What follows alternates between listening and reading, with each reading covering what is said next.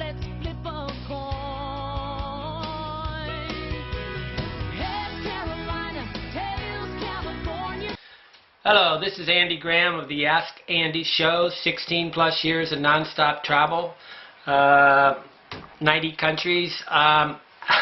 Somebody, Alpha Omega, they ask a question: do you find travel costs are getting more expensive, especially hotels, hostels, etc.? Are a lot more people traveling now? Backpackers, bloggers, hobo travelers, etc. Compensation.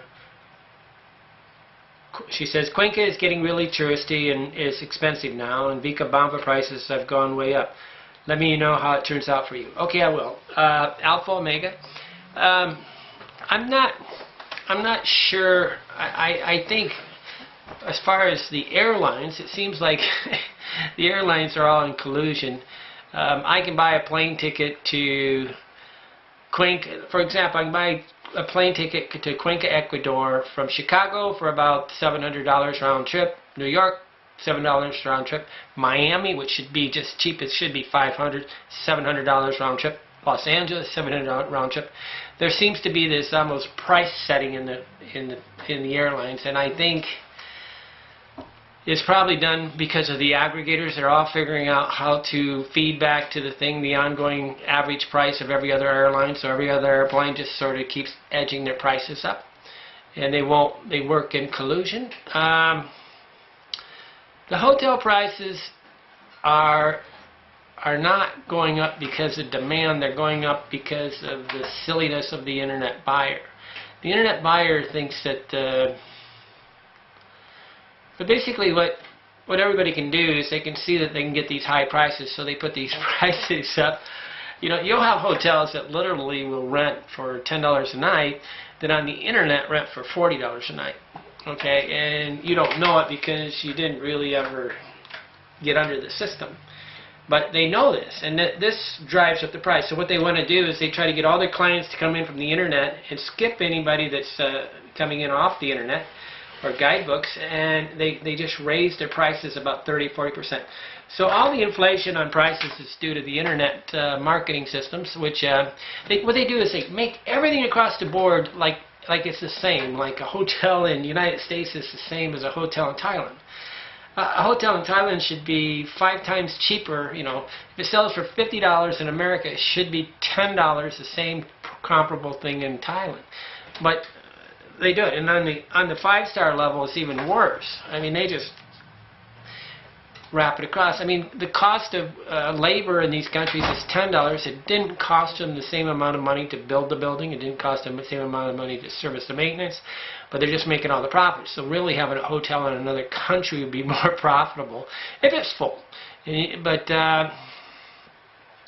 the backpackers are not really the things that set the market. The good thing about the backpackers is they find places, but I think they're less than 2% of the travelers, maybe 1%.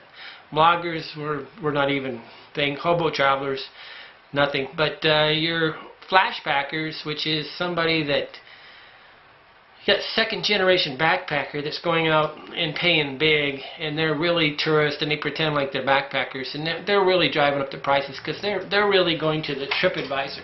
TripAdvisor is really driving up prices, okay? And any way you do it, it's making you almost punished if you went to a cheap hotel, right? And this is just the nature of the travel industry.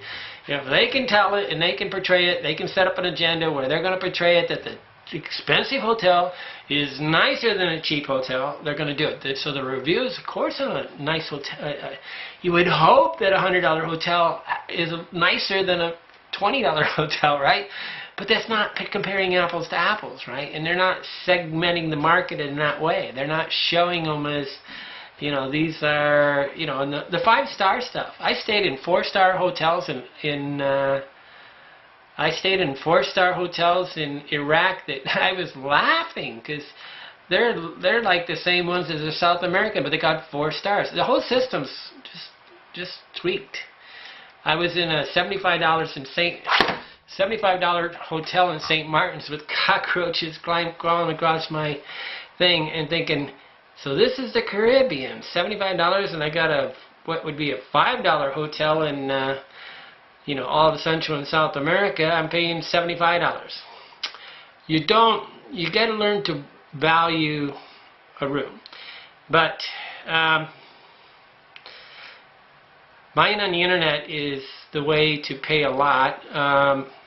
The way you really want to find cheap hotels is, if you wanted to really do it, is find a blogger that has given you a list of the 10 cheapest hotels that he stayed in for, you know, say he was in Thailand for 6 months and he went to 10 different hotels. This guy is going to tell you just the 10 different hotels he stayed in, maybe.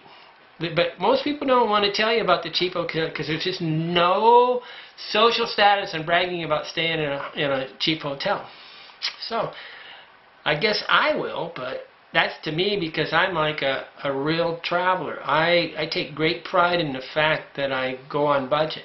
But I'm a guy that's gone for 16 years, and you guys are going for 1 week sometimes. We're not the same animal. The backpackers went for 6 months, you know, 5 years ago, 10 years ago, they went for 6 months. Now they're going for 1 to 2 months. It's not the same animal. They don't have the pride in staying in budget, because it's really easy to stay in budget for a week. It's really difficult to stay in budget. But we end up spending a lot more than the 1 week traveler, because you think a person traveling for a year has to spend more money than a person that's just going out on a week vacation. But they don't, it's distributed differently, right? Are they all going up? Yes. The root cause, the internet. It's the ability to sell a photo and not sell the actual product. Because if you looked at the product, a really good hotel should give you videos of every single thing on the hotel and show you exactly what you're getting. Because the videos are hard to manipulate. We can pack up tomorrow.